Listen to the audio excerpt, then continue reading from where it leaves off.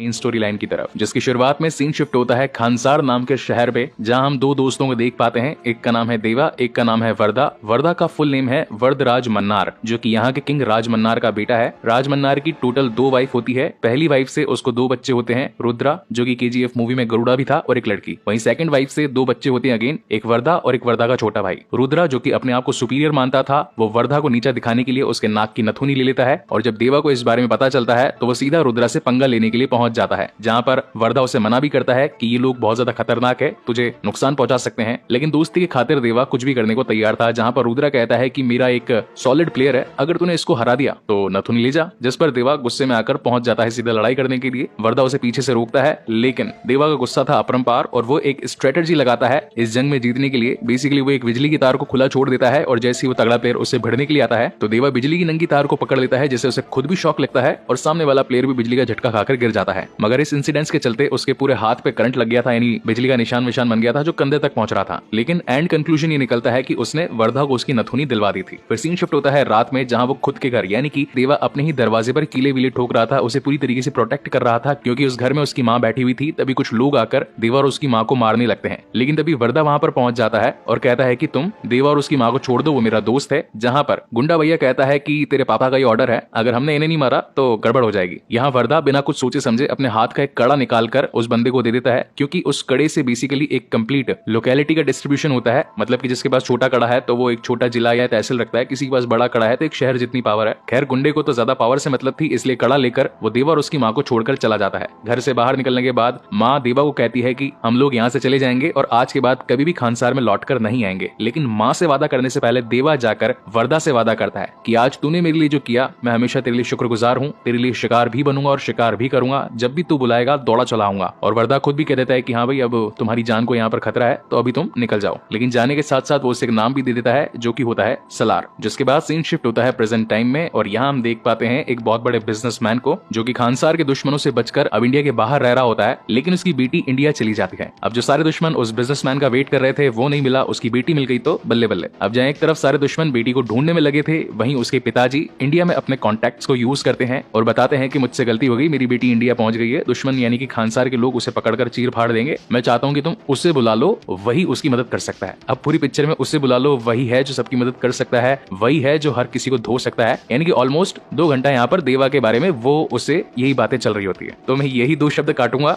यानी कि वो और उसे, और ये वीडियो छोटा बन जाएगा। खैर मजाक कर रहा हूँ। इंडिया में जो बिजनेसमैन का दोस्त होता है वो बताता है कि श्रुति हसन की अब रक्षा खाली एक ही शख्स कर सकती है, और वो है अम्मा। अम्मा बोले तो देवा की मम्मा, लेकिन इसके लिए श्रुति को झूठ बोलना पड़ेगा कि मैं एक इंग्लिश टीचर हूँ। इस प्लेस का नाम होता है तिनसुकिया, जहाँ पर सलार की mummy being a Hindi teacher बच्चों को पढ़ाने का काम करती थी, बहुत ही ज्यादा स्ट्रिक्ट होती है। और श्रुति को ये झूठ बोलना था कि मैं इंग्लिश टीचर बनकर गाँव के बच्चों को अच्छी एजुकेशन देना चाहती हूँ, तो मुझे आपके अंडर जॉब वगैरह दिलवा दो, मैं बच्चों को पढ़ा दूंगी। आंटी जी मना कर देती है कि तू नहीं टिक पाएगी, बच्चे बहुत हरामी है। लेकिन श्रुति कहती है कि आजमा कर तो देख लो, 3-4 दिन में अगर नहीं बने तो मेरे को भगा देना। और बेसिकली उसे 3-4 दिनों का वक्त ही चाहिए था, ताकि सलार भाई साहब जो भी श्रुति के पीछे पड़े उसे पेल कर रख दे। अब जहाँ एक तरफ वो रोज स्कूल जाकर बच्चों को पढ़ाने लगती है, वहीं दूसरी तरफ सलार भैया जाकर खानसार के दुश्मनों को ठिकाने लगाते रहते हैं। लेकिन इस बीच उनकी मम्मी का पॉजिटिवनेस भी दिखाया जाता है, जहाँ एक तरफ उनका यह मानना था कि मेरा बेटा शाम को 6 बजे से पहले घर आ जाना चाहिए, और ऊपर से कोई बड़ा हथियार तो क्या, प्लास्टिक का चक्कू भी उसके हाथ में नहीं होना चाहिए, क्योंकि उसे नुकसान पहुंच सकता है। मतलब कि हर तरीके से वो अपने बेटे देवा को प्रोटेक्ट करना चाहती है। इसी बीच एक फॉरेनर जो कि इलीगल माल इंडिया में सप्लाई करना चाहता था, लेकिन हर जगह पुलिस मीडिया इन सब का डर था उसे, तो वो अपने किसी कॉन्टैक्ट को बुलाता है और कहता है कि भैया माल की सप्लाई वगैरह करवा दे, एक बड़ा हिस्सा तुझे दूंगा। अब ये भी जो गैंगस्टर होता है, ये भी अच्छा खासा नामी गिरामी गैंगस्टर होता है, तो ये यहाँ पर खानसार की सील इसके माल पर लगवा देता है। अब ये जो सील है ये पूरे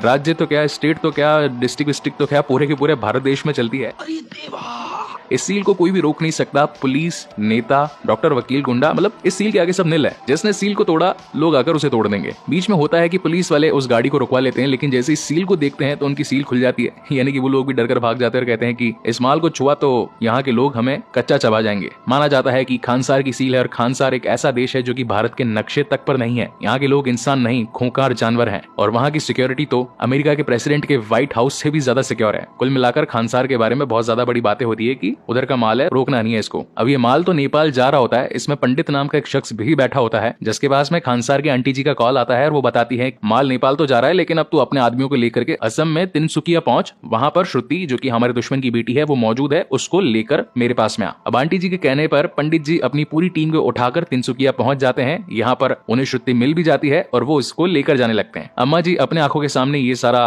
रायता फैलते हुए देख नहीं सकती थी। वो बाकी के लोगों को कहती है कि अरे भाई लड़की पर अत्याचार हो रहा है, कोई तो बचाओ, कोई उसे रोको। तो कोल माइन में काम करने वाले लोग कहते हैं कि तेरा भी तो बेटा है, तू क्यों नहीं बोल देती है। तो अम्मा जी अपने बेटे देवा को कहती है कि जा बचा ले उसको।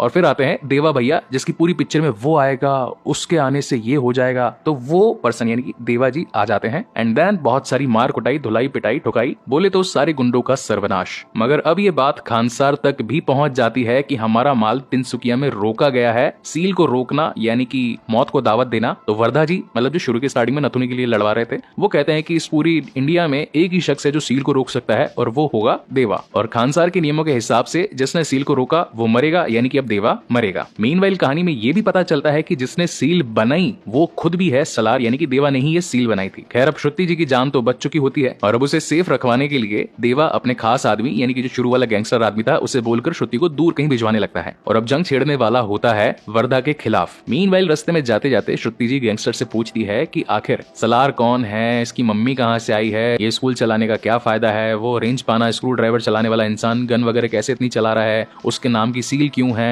मतलब ऑलमोस्ट 50-60 क्वेश्चन उसको पूछ लेती है। तो उस बेचारे को एक पूरी स्टोरी सुनानी पड़ती है। वही स्टोरी हम भी आपको सुनाएंगे लेकिन क्रिस्प एंड क्लियर। तो बात है आज से हजारों साल पहले की, यानी कि उसमें राम युग, कृष्ण युग, महाभारत युग, ये सब आ गए। तेनाली राम, अकबर, बीरबल सब घुस गए इसमें। तो उन दिनों लूटपाट का बड़ा चलन था जिसमें 3 कबीले शामिल होते हैं। इनका नाम होता है शौर्यांग, मन्नार और गनियार। 1000 साल तक इन्होंने निर्विरोध बोले तो बिना लड़े खुद से इंटरनली दूसरे लोगों से लड़ भिड़ कर पैसा वैसा खूब छापा, अपना खुद का एक साम्राज्य बना दिया जिसको कहा जाता है खानसार। हर एक कबीले का एक लीडर होता है। उस टाइम पे मन्नार जी के लीडर होते हैं शिव मन्नार। और जब 1947 में इंडिया पाकिस्तान का डाइवर्जन हो रहा था तो ये पहुंच गए सीधा पार्लियामेंट में अपने बेटे गोद में रख करके राज मन्नार को, और जाकर खानसार को इंडिया के मैप से मिटा दिया और कहा कि इंडिया का कोई भी कानून खानसार पर लागू नहीं होगा, लेकिन खानसार का कानून पूरे इंडिया पर लागू होगा, क्योंकि इंडिया में जहां से भी illegal gold, diamond, weapons, drugs, cocaine, रोकड़ा, जो भी मालपानी आएगा खानसार का उसमें कुछ 30-40% का कट होगा। अब धीरे धीरे करके समय आगे बढ़ता गया, शिव मन्नार की हालत खराब होती गई। तो अब लॉजिकली तो अगर वो मर जाते हैं, यानी कि मन्नार कबीले के बाद में शौर्यांग कबीले के लीडर की बारी आनी चाहिए सब पर रूल करने के लिए, लेकिन उनका बेटा राज मन्नार ये नहीं चाहता था। इसलिए यहाँ पर वो एक बहुत बड़ा गेम खेलता है। गनियारों को तो छोड़ देता है, शौर्यांग वाले पूरे कबीले के हर एक शख्स को मरवा देता है और फिर खानसार में बड़ी बड़ी दीवारें खड़ी करवा देता है। हाईटेक सिक्योरिटी यहाँ पर मंगवा लेता है ताकि कोई मेन लीडर बन ही नहीं सके, और उसके बाद कुछ रूल्स एंड रेगुलेशंस सभी पर लागू कर देता है। अब इसे थोड़ा ध्यान से सुनना क्योंकि मूवी का यही सबसे कंफ्यूजिंग पार्ट है जिसे हम एक्सप्लेन कर देते हैं। राज मन्नार ने अपने पूरे राज्य को 101 शहरों में डिवाइड कर दिया होता है और हर एक शहर का एक लीडर भी तैनात कर दिया जाता है। अब ये जितने भी लीडर है यानी कि 101, इन्हें भी 3 पार्ट्स में डिवाइड कर दिया जाता है। नंबर 1 पर होते हैं कपार, सेकंड नंबर पर होते हैं सरदार और फिर थर्ड नंबर पर आता है कर्ता। 61 कपार ये होते हैं थर्ड नंबर पर, तो इनके पास में खाली 1 वोट की ताकत होती है। 8 होते हैं सरदार जिनके पास में 3 वोट की ताकत होती है और 1 होता है कर्ता जिसके पास में 15 वोट की ताकत होती है। तो यानी कि 61 + 24 + 15 हो जाते हैं 100। और 1 वोट इनका नाकारा बेटा था जिसने की शुरुआत में एक बड़े वाले राज्य को खो दिया था, तो एक छोटा वाला राज्य इसे भी दे दिया जाता है, तो टोटल मिला के 101 हो जाते हैं। अब यहाँ पर सबसे खास बात ये थी कि राज मन्नार ने 8 सरदारों में से 5 लोग तो खुद ही ठूसे हुए थे। हर एक का नाम, हर एक की कहानी बताऊंगा, बहुत लंबी हो जाएगी स्टोरी। सुनाओ, डायरेक्ट स्टोरी पर वापस आते हैं। इस वक्त कर्ता बोले तो राज मन्नार जिसके पास में 15 वोट्स की ताकत होती है, जो कि फॉर द मोमेंट पूरे खानसार को मैनेज कर रहा होता है। उसके पास में ये इन्फॉर्मेशन आती है कि किसी ने खानसार से एक बहुत बड़े गन्स, ग्रेनेड, इलीगल वेपन का ऑर्डर दिया है यूएस में कहीं तो, और वो सारे हथियार बनना शुरू हो चुके हैं। अभी ऑर्डर किसने दिया इस बात का पता लगवाने के लिए खानसार से हमारे कर्ता जी यानी कि राज मन्नार निकल पड़ते हैं यूएस के लिए। मीनवाइल खुद की गैर हाजिरी में वो अपनी बेटी को यहाँ का कर्ता बनाकर जाते हैं कि भैया तेरे पास टेम्पररी पावर है, थोड़ा बहुत मैनेज कर लेना। लेकिन खानसार में पुराने नियमों के हिसाब से एक निबंधन होता है जिसमें ये बात मौजूद थी कि जो भी पावरफुल है वो अपनी पावर का यूज करके, अपना दमखम दिखा करके अच्छी पोस्ट को हासिल कर सकता है, यानी कि कर्ता वगैरह बन सकता है और खानसार उसका हो जाएगा। तो इस पर खूब लड़ाई भिड़ाई होती है। हाँ, एक छोटी सी चीज और, राज मन्नार ने यूएस जाने से पहले अपने बेटे वर्धा मन्नार से ये बात बोली थी कि मैं तुझसे प्यार बहुत करता हूँ, मैंने आज तक तुझे कभी तेरा हक नहीं दिया। मतलब कि एनिमल मूवी से अनिल कपूर जी रणवीर कपूर से कह रहे होते हैं कि यार प्यार तो बहुत किया लेकिन तुझे याद उसी टाइम किया जब गोली बढ़ी। ओके, सो मजाक नहीं, साइड में मेन स्टोरी पर आते हैं। उनका कहना था कि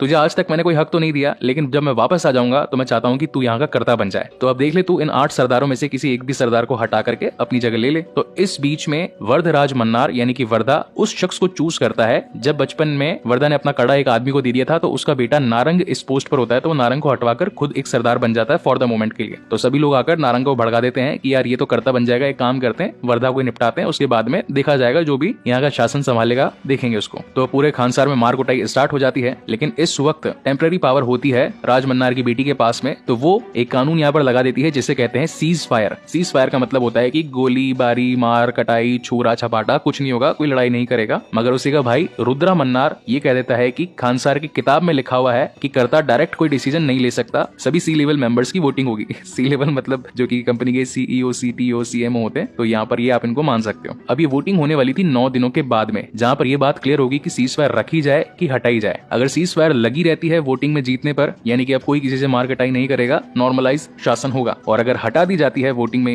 ये बात लागू हो जाती है, तो हर जगह मार धड़ाई होगी, जो भी अपने किसी को भी दुश्मन वगैरह मानते हैं सारे के सारे लोग मार दिए जाएंगे। तो इस चक्कर में ये जो 8 सरदार होते हैं ये अपनी अपनी टीम को बिल्डअप करने के लिए दूसरे देशों से एक एक टीम बुलवा लेते हैं। किसी की रशिया से आती है, किसी की जापान से आती है, किसी की यूएस से आती है। तो यहाँ पर वर्धा का छोटा भाई उससे कहता है कि भैया अपन भी फाइट के इन बिटवीन ही है, अपनी भी कोई आर्मी वगैरह बुलवाओ। तो यहाँ पर वर्धा जी को अपना बचपन का दिया हुआ वादा सलार से याद आता है और वो एक ही आदमी से मदद मांगने के लिए जाते हैं, यानी कि देवा, और वो इनकी मदद करने के लिए यहाँ पर आ भी जाता है। अब इस बीच कहानी में 3 ऐसे बड़े बड़े इंसिडेंट्स होते हैं जो कि मैं एकदम शॉर्ट में निपटा देता हूँ। पहली बात तो ये कि नारंग अपने बेटे को अब एक नया सरदार बनाना चाहता था। बेटा जो कि हरामी था, हर दिन एक नई लड़की लाना चाहता था, पतंग उड़ाकर लड़की चूज करता था, तो सलार गुस्से में आकर उसे मार देता है। सेकंड बड़ा इंसिडेंस ये होता है कि नारंग जो कि अपने बेटे की मौत का बदला लेने के लिए वर्धा और सलार और उसके दोस्तों को सभी को अपने जेल में ठूस देता है और 9 दिनों तक ये लोग वहीं पे बंद रहने वाले होते हैं। और थर्ड इंसिडेंस होता है कि बीच बीच में श्रुति अपने गैंगस्टर के साथ में ये स्टोरी पूछती रहती है कि अब उसने क्या किया, बाद में क्या किया, मतलब केजीएफ वाली लाइनअप थोड़ी चल रही होती है। तो खैर स्टोरी को स्ट्रेच करने के लिए ये तीनों पॉइंट्स स्टोरी में डाले गए थे, लेकिन एक्सप्लेनेशन के हिसाब से ये तीनों जल्दी में ही मैंने निपटा दिए हैं। अब बात करते हैं डायरेक्ट कंक्लूजन पर। 9 दिन हो चुके होते हैं पूरे और अब तो राज मन्नार भी आ चुके होते हैं यूएस के दौरे से अपने खानसार में, जहां पर इस वक्त वोटिंग चल रही थी 3 टाइप के लोगों के बीच में। नंबर 1 यानी कि कपार, नंबर 2 यानी कि सरदार और नंबर 3 यानी कि कर्ता। लेकिन 50-50 पॉइंट्स